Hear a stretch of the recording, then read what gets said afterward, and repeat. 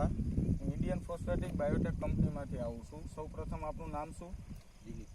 દિલીપભાઈ. આપણું ગામ? તાલુકો કયો લાગે છે? જિલ્લો?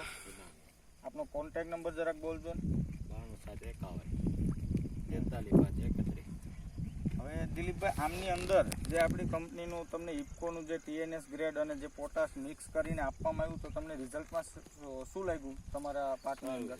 હા, શેમાં યુઝ કરેલો તમે? દાણાની અંદર. વીઘે કેટલું આપેલું તમે પર વીઘાએ?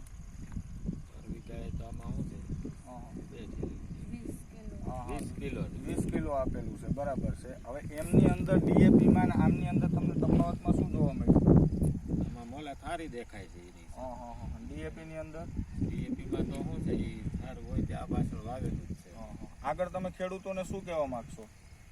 આ ખાતર વાપરવાથી ફાયદો હવે તમે જોઈ શકો છો કે અહીંયા સુધી આપણો ઇફકોનો TNS ગ્રેડ વાપરેલો છે, અને અહીંયાથી થોડુંક પેલું ઝૂમ કરીને બતાવજો. એ DAP કરી અને વાપરેલું છે. સેમ 20 કિલોનો યુઝ કરેલો છે.